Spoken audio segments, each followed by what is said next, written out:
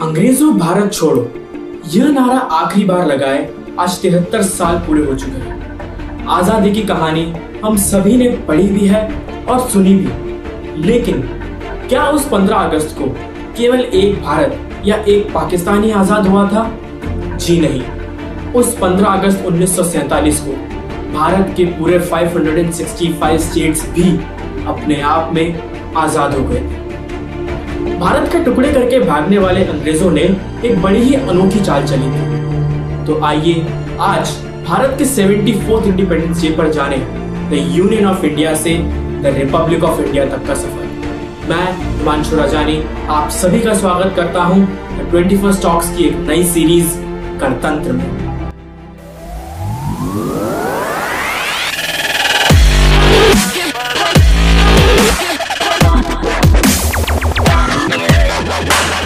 इस सीरीज गणतंत्र में हम उन सब किस्से कहानियों के बारे में बात करेंगे जिनका हमारे आज के भारत के निर्माण में बहुत बड़ा महत्व है। जितनी जद्दोजहद उस अंग्रेजों से गुलाम भारत को आजाद भारत बनाने में हुई, उससे कई ज्यादा कठिनाइयां उस आजाद भारत को आज का भारत बनाने में हुई। तो दिन था 3 जून 1947 का, जिस दिन लॉर्ड लुई माउंटबैटन, जो कि भारत के आखिरी वायसरॉय थे, उन्होंने सरदार बलदेव सिंह, पंडित जवाहरलाल नेहरू और मोहम्मद अली जिन्ना की मौजूदगी में भारत और पाकिस्तान के बंटवारे को मंजूरी दे दी थी। इस बंटवारे से मोहम्मद अली जिन्ना तो बहुत खुश हुए, लेकिन कांग्रेस पार्टी, पंडित जवाहरलाल नेहरू और भारत की अधिकतम जनता इस फैसले से बड़ी ही नाखुश थी। भारत और पाकिस्तान के बंटवारे के इस प्लान को लॉर्ड माउंटबैटन प्लान भी कहा जाता है। ठीक उसी के अगले दिन यानी कि 4 जून 1947 को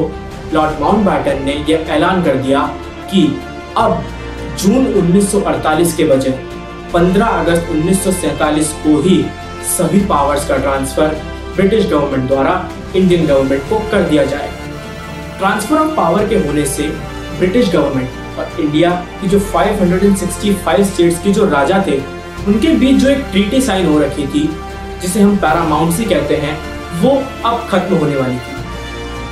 पैरामाउंसी के अंतर्गत वो सभी स्टेट्स ब्रिटिश टेरिटरी के अंदर कंसिडर किए जाते थे और वो सभी राजा ब्रिटिशर्स को हेड मानकर उनको टैक्स पे कर अपना अपना स्टेट चलाया करते थे। पैरामाउंसी का हटना एक बहुत ही बड़ा स्टेप था और भारत के टुकड़े करने के पीछे अंग्रेजों की एक बहुत बड़ी साजिश।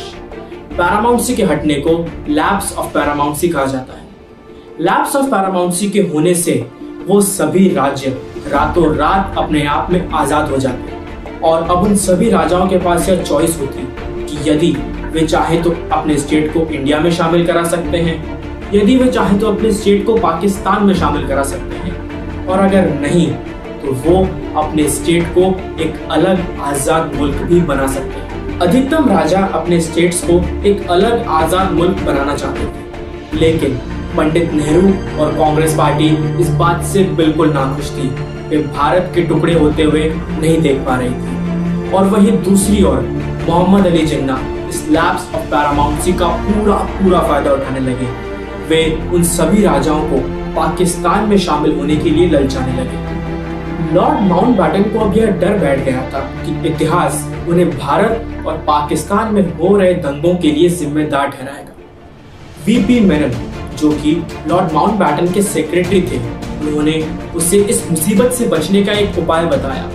उन्होंने उससे कहा कि अगर वे उन सभी राजाओं को भारत में शामिल होने के लिए मनाने में इंडियन गवर्नमेंट की मदद करते हैं, तो इतिहास उन्हें एक भारत को जोड़ने वाले व्यक्ति के रूप में जानेगा, ना कि एक विभाजनकर्ता के रूप में। तो अब वीपी मेनन, लॉर्ड माउंटबैटन और कांग्रेस के नेताओं ने मिलकर एक कॉन्ट्रैक्ट तैयार किया जिसको नाम दिया गया instrument of accession. Instrument of accession एक वो कागज है, एक वो कॉन्ट्रैक्ट है जो कि उन सभी राजाओं को साइन करना था जो कि इंडिया में शामिल होना चाहते हैं। आजादी में अब सिर्फ कुछ ही दिन बाकी थे और अब तक भी कई सारे ऐसे राजा थे जो कि भारत में शामिल होने को तैयार ही नहीं। सोचकर ही डर लगता है कि अगर उस टाइम पर वीपी मेनन और सरदार पटेल जैसे लीडर्स ना होते तो आज हमारे इंडियन सब कॉन्टिनेंट की शक्ल कैसी होती।